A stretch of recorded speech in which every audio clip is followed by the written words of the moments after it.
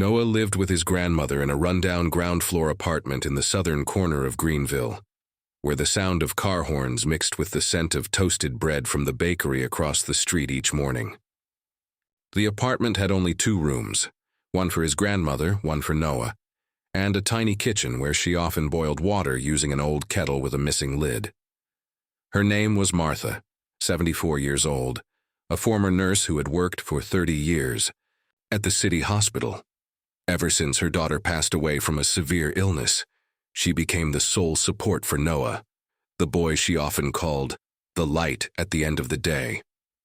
She wasn't wealthy, but not once did she let Noah go to bed hungry or without a hug at the end of the day. Noah wasn't a talkative child. He often walked with his head down, wearing worn-out shoes and a second-hand coat. At school, he barely got noticed, except when he was being teased. Older students would sometimes pretend to drop their pens beside his desk, then giggle when Noah bent down to pick them up. One time, a classmate joked that Noah sings like a broken radio after music class. Noah didn't respond. He just blushed and quietly walked away. But only Grandma Martha knew that every night before bed, Noah would sit by the window, look out at the streetlights, and sing softly to himself. He'd never had formal music lessons, no speakers or headphones, just faint memories of the lullabies his mother used to sing. That was when he felt her presence the most, in every note, in every breath.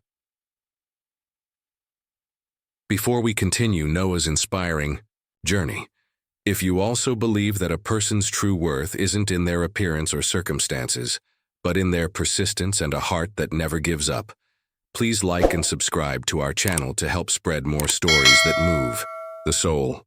Now let's return to the story, where many surprises still await. One early spring morning, just as the tulips were blooming outside the window, Noah came home with a pale yellow slip of paper. "Grandma, my school is hosting a talent show. Next week, everyone has to sign up for an act." Grandma Martha nodded gently. "What do you want to do?" Noah looked down at the floor. "I didn't sign up, but someone wrote my name under the singing category." Her brows furrowed. "Who did that?" "I think some kids from my class. They probably thought it'd be funny to watch me make a fool of myself." No anger, no tears, just a quiet sigh from the grandmother. She sat down in her chair and patted her lap. "Come here, Noah." Noah sat on her lap, though his legs were now longer than they used to be. She gently stroked his soft brown hair. "You know," she said in a warm, steady voice, "people laugh at you, not because you're weak, but because they don't know how strong you really are." Noah looked up. "But I'm not really good at singing." "You don't need to be like the people on TV. You just need to sing from the heart, like you do when you're by the window each night." That night, Noah pulled out an old notebook from his desk drawer and turned to a page where his mother had once written the lyrics to "You Raise Me Up," the last song she sang to him before she left. He stared at it for a long time, then quietly opened the window, took a deep breath and began to sing, his voice small but warm, like a whisper to the mother in his memory. In that little room, no one laughed. There were no stage lights, no audience, just a boy and a dream he thought had long faded. But on that very night, under the soft yellow glow of the streetlights and the crisp spring breeze, a small flame began to burn in Noah's heart, the flame of a boy who had always felt invisible, now wanting for the first time to be seen, to be heard, and to be understood. That Friday, flyers for the talent show were handed out to every student. 6 p.m., next Thursday at Greenville Elementary School auditorium. Each student may perform one act. Below that was a list of participants. Clearly printed was the name Noah Bennett followed by act solo singing. Noah held the paper, his heart pounding. A few kids at the table behind him giggled. One of them nudged his shoulder and winked. "Make sure you practice, singer." Soft snickers followed. No one bothered to hide them. That afternoon, Noah sat alone in the cafeteria. No one sat with him, but he didn't feel lonely. His grandmother's words from the night before still echoed in his mind. "You just have to sing from the heart." He silently mouthed the lyrics his mother used to hum, lips moving without a sound. That evening, Noah didn't turn on the TV like he usually did. Instead, he asked his grandmother to borrow the old radio, the one with the missing dial, to listen to the melody of You Raise Me Up. She nodded and smiled. I remember that song. Your mother used to sing it whenever you had a fever. Noah looked up at her. Slowly, he said, I want to sing this at the show. Then we'll practice every night, she said. All right? And so, every night after dinner, the small room at the end of the hallway in the old housing complex filled with gentle sounds, the voice of a little boy, and the corrections of an old woman who once cared more for patience than melodies. She didn't know much about technique, but she knew how to listen. And that was enough. On the day of the talent show, the Greenville Elementary Auditorium glowed with lights. Chairs were lined up in long rows, stage lights twinkled, and parents packed the aisles. Grandma Martha wore a high-collared gray wool coat and held a bouquet of yellow tulips, the flowers she knew Noah's mother used to love. Backstage, Noah's hands trembled as he held the lyric sheet. His old dress shirt had been carefully ironed by his grandmother. The collar was a bit large, but the shirt was crisp. One of the teachers in charge leaned down and gently asked, Are you ready, Noah? He nodded, eyes fixed on the stage ahead, where applause, laughter, and whispers had filled the evening so far.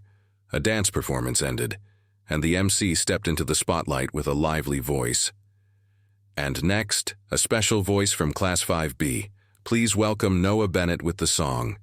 You Raise Me Up. There was no cheering, no drum roll, just a few scattered claps, and somewhere in the crowd, murmurs of curiosity. Is that the boy in the old shirt? Probably another funny act. Noah walked out. He didn't bow his head, but the spotlight made his hands shake. In the front row, Grandma Martha nodded slightly, placing a hand over her chest, as if to send her heart onto the stage. He stood there, small and still on the wide stage. No background music at first, just the sound of breathing. Then he opened his mouth. You raise me up so I can stand on mountains. His voice was raspy, hesitant. Some in the audience raised their eyebrows. But by the second line, his voice grew clearer, more resonant. No longer a boy picked as the punchline of a joke, but a son speaking to his late mother, through every word, every note. You raise me up to walk on stormy seas. Each line tore down the invisible wall between him and the world. Some parents began to fall silent. A child stopped fiddling with their spinner and simply watched. One teacher on the judging panel bowed her hand pressed to her chest. Backstage, a student who had once mocked him quietly whispered, He's really singing. Noah kept going, stronger with every line. I am strong when I am on your shoulders. At the final line, Noah lifted his chin. His eyes shimmered in the stage light. You raise me up to more than I can be. The way. Auditorium fell completely silent. 1 second, 2, then applause. 1 clap, then 2. Then the entire room erupted, in applause, in cheers, in whistles, not because they were surprised, but because they were shaken. In the front row, Grandma Martha didn't cry, but her eyes glistened, because she knew. Tonight Noah didn't sing just for people to hear. He sang to let himself exist. The applause was still roaring as Noah took his final bow. He didn't know what else to do except keep his hands clasped in front of him and step back from the spotlight. He couldn't see anyone in the audience. The lights were too bright. But his heart pounded so loudly it felt like he could hear it in his ears. Backstage greeted him with an unusual silence. Few students stood there, wordless. No laughing, no teasing. One boy who had made fun of him the day before hesitantly said, You sang really well. Noah didn't know how to respond. He simply nodded and walked toward his grandmother. Waiting at the end of the hallway, Grandma Martha opened her arms and held him tightly, saying nothing. The bouquet of yellow tulips in her arms was pressed between them, a few petals falling to the floor. But she didn't notice. I knew it, she whispered. I knew you could do it. They left the school earlier than everyone else. Noah didn't want to stay, didn't want to be asked questions, praised, or be the center of attention. He just wanted to go home, where the lights weren't so bright and everything was less noisy. The next morning, while Grandma Martha was making tea, the landline rang. A polite female voice came through on the other end. Good morning. This is Ellen Grady. I teach music at Noah's school. I saw his performance yesterday, and I'd like to ask you something. Of course, Martha replied. I know of a non-profit organization that provides music scholarships to children from underprivileged backgrounds. Every year they select a few students to receive special awards. Would you allow me to nominate Noah? Grandma Martha looked over at Noah, who was eating cereal and milk. He wasn't listening to the phone call, but his eyes were watching her curiously. She smiled. I think it's time he stepped out of the shadows. That same day, a short video recorded by a parent during Noah's performance began to spread across the small Greenville community. A Facebook group called Greenville. Elementary parents shared the clip with the caption, "When a voice comes from where you least expect it." Within just 24 hours, the video had nearly 3,000 views. Not a huge number by global standards, but for a small town like Greenville, it was unprecedented. One mother commented, I cried. That boy sang like the whole world was in the palm of his hand. An elderly man named Walter wrote, I used to be a Marine. It's not easy to make me cry. But last night I was speechless. That evening Noah sat with his grandmother on the sofa, wrapped in a blanket, sipping warm milk. He turned to her and asked, Grandma, I don't understand. They're not laughing at me anymore. People look at me differently. She placed her hand over his. Because they heard you. Not just with their ears, but with their hearts. Noah was silent, then softly said, I don't think my voice is anything special.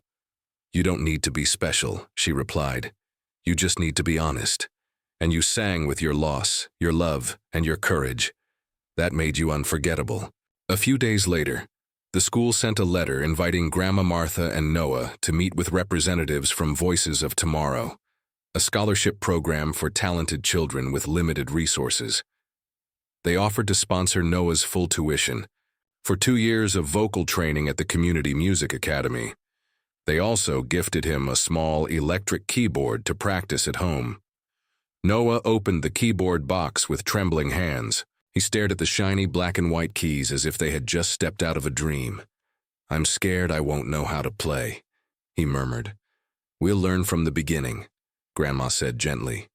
Just like you learned how to be brave. That night, while the whole town was fast asleep, the small apartment at the end of the street still had a light glowing from its window. Soft music drifted out. Not perfect, not polished, but sincere. A poor boy who was once made fun of was now practicing every note. Not to become famous, not to be praised, but simply to continue being himself. One early summer morning, as sunlight slipped through the window blinds and the scent of waffles from the corner shop still lingered in the air, the landline in Grandma Martha's apartment suddenly rang. She was watering her geranium pots, wiped her hands on her apron, and picked up the receiver. Hello, Bennett resident speaking. A polite, middle-aged male voice came from the other end. Good morning, Mrs. Martha. My name is Daniel Reyes, producer of the television program Voices Across America. Is young Noah Bennett your grandson? Yes. But what program is this, sir? She asked, frowning slightly and tilting her head. This is a special television series from PBS. We seek out emotionally powerful voices from communities, especially from rural areas, the elderly, children, or people who've never been given a real chance. She gently tugged at her sleeve. And how did you come across Noah? The video from the talent show made its way to our team through a teacher. We watched it again and again. And all I can say is, we want that boy to appear in our next season. She sat down on a wooden chair, her heart beating slow but steady. Noah, well, the boy has nothing but a heart that knows how to sing. No formal training, no fancy mic, no suit and tie, sir. Daniel's voice was slow and sincere. That's exactly why we need him. not to make him a sensation, but to remind us that music doesn't come from studios. It comes from the soul. That evening when she told him about the call, Noah sat silently for a long time. He looked at the small electric keyboard sitting on his desk, the only thing in the room that made sound not tied to the worn world around them. "Do you think I should go?" he asked, his eyes gazing far away. "I think, could you even say no?" She smiled gently. Noah gave a soft chuckle, not out of confidence, but because in that moment he no longer felt like the invisible boy he used to be. He saw his mother.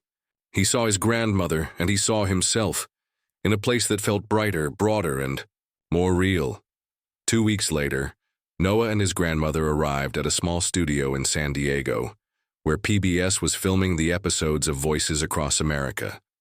He wore a crisp white shirt donated by a sponsor, while she stuck to her usual simple, deal, a gray cardigan and flat shoes.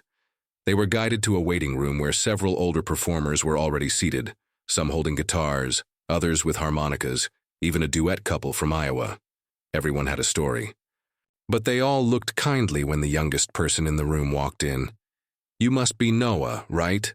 an elderly woman with silver hair asked. "I've heard you sing in that video. I believe today is going to be a beautiful day." Noah just bowed slightly.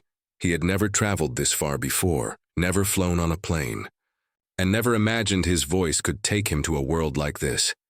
When it was his turn to perform, Noah stepped onto a simple stage. In front of him were only a microphone, a row of cameras, and a few technical staff. No cheering, no applause, only light, silence, and opportunity. "What will you be singing today?" the director asked while adjusting the camera angle. Noah looked down at his worn-out shoes, then lifted his head. "You raise me up." Again, a young staff member smiled. Noah nodded. "But this time, I'm singing so my mom knows." "I'm still singing." Silence. Then, recording starts. The first notes began to play, and as Noah started to sing, that small frame of the camera seemed to widen. Not because of special effects, not because of the stage, but because the voice no longer belonged to a boy once mocked. It was the voice of someone carrying memories, love, and all the times he had been overlooked, and who had risen through it all to stand here. The episode featuring Noah aired 3 weeks later. Within just 48 hours, tens of thousands of people had shared his performance. Comments poured in. "I'm 70 years old, and I cried when I heard that boy. He reminds me of my son, who once dreamed of becoming a musician but gave up under pressure." A small voice, but such overwhelming emotion. Thank you, Noah. Noah didn't know all of that. All he knew was that on the night after the episode aired, his grandmother held him for a long time and said, "Now the whole world has heard you. But what matters most is that you dared to speak." 1 week after the show aired, the mailbox outside Grandma Martha's apartment began to fill up every morning. Not with bills, not with advertisements, but with handwritten letters, written in blue ink, black ink, even shaky block letters, from elderly hands, letters from all over the United States. An old man from a nursing home in Vermont, a war veteran in Arizona, a single mother from Ohio, all of them addressed to Noah. "You reminded me that I once had a dream. I don't know how to sing, but because of you, I sang a lullaby to my granddaughter for the first time. You made me believe that silence is not weakness." Noah read every letter with careful hands. He placed them one by one into an antique old box that Grandma Martha had lined with red velvet. They called it the Echo Box, because each letter felt like a reply to his song. One afternoon, while he was practicing piano in his room, there was a knock on the door. Grandma Martha opened it. It was Miss Ellen Grady, his music teacher. "Hello," she smiled. "I've come with an invitation for Noah." In her hand was an envelope stamped with the logo of the Northwest School of Music Arts, a prestigious summer program that accepts fewer than 20 students each year. The board of directors saw Noah's performance. They want to invite him to attend the full summer course, on a full scholarship. Grandma Martha put a hand over her mouth, speechless. And Noah just stood there, wide-eyed. He had never been to summer camp, let alone dreamed of studying, in a place with real pianos, a recording studio, and professional vocal coaches. He hesitantly asked, "Do I have to audition?" "No." Miss Ellen shook her head. "You've already sung your audition. The whole country heard it."